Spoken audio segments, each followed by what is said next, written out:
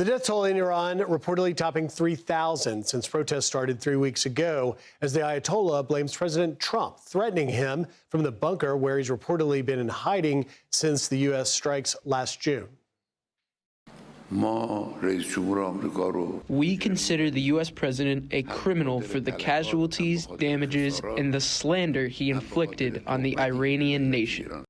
President Trump saying enough is enough. Quote, "It's time to look for new leadership in Iran. What he is guilty of as a leader of a country is the complete destruction of the country and the use of violence at levels never seen before. The leadership should focus on running his country properly, like I do with the United States, and not killing people by the thousands in order to keep control." Our next guest, Iranian activist and investor, has been advocating heavily for extended family still in Iran. Moj Mahdara joins us now. Moj, thank you for being here. I want to get to your take on, this war of words between President Trump and Ayatollah Khamenei. But first, you have extended family still in Iran. What are they telling you about the situation there?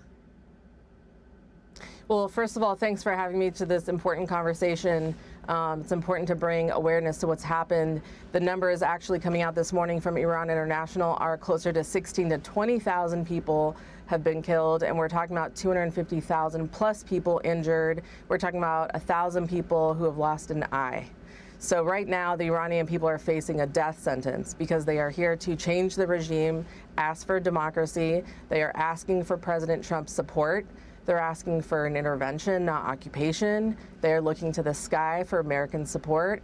And so right now, what I think of what the president is saying to the supreme leader is that it's time to go. And I think he has the full support of the Iranian diaspora. And more importantly, he has the request and the support of the Iranian people who are essentially renaming streets inside Iran. You can see the streets being renamed President Trump. And so I think this leader has to go. He's toxic, not just for his own people, but for the region. And I think he has been a huge, huge thorn in the side of foreign policy for a very long time now. Moj, this is really quite startling, and you're giving us really on-the-ground information. 16 to 20,000 is just unthinkable. Correct. And the fact that there are streets named for Trump really does talk about how those brave activists, which I have talked about, is remarkable because so many of them are too young to remember anything other than the life under the Islamic regime's brutal control. Where do you see this heading? Like, walk me through, Moj,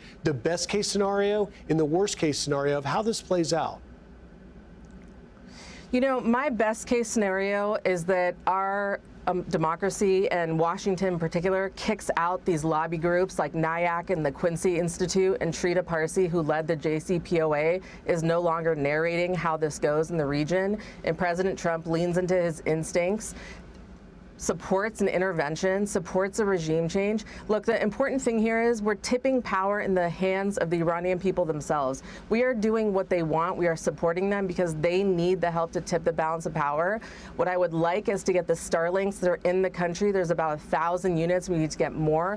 We need to get them activated and in the hands of activists. We need to support communication because, as you know, Huawei, the Chinese company, has supported a suppression. They have an intranet inside the country. So we're talking about, if we do not support the Iranian people, I do want people to consider that for the past 2 decades, we've had the support of the Iranian people on knowing what's going on the ground because they've had access to communication.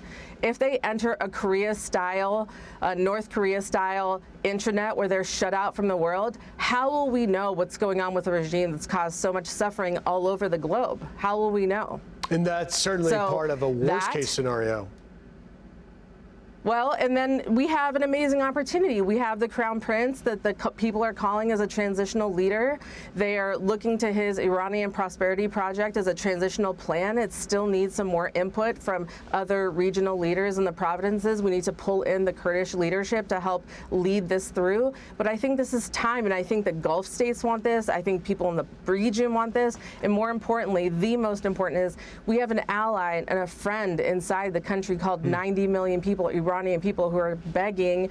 If we don't step in and help them, we are essentially saying, first of all, the regime is not that bad, and we're giving them a death sentence.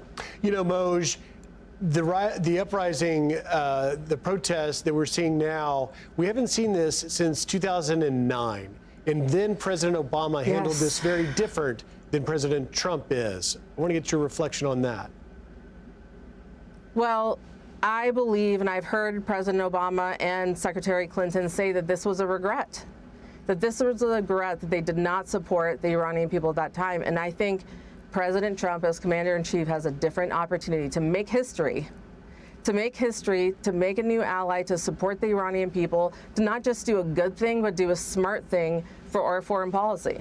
And just lastly, in the few seconds I have, Moj, I do want to ask you, so we heard the President Trump, talk about potentially going so far as airstrikes. And then we saw the president pull back after the 800 executions were paused. But where do you see that heading? Do you think we could be looking at an actual airstrike of some sort? Well, I believe the president means what he says. And I believe they're probably exploring strategic strikes or drones, and more importantly, collaborating with everyone in the region.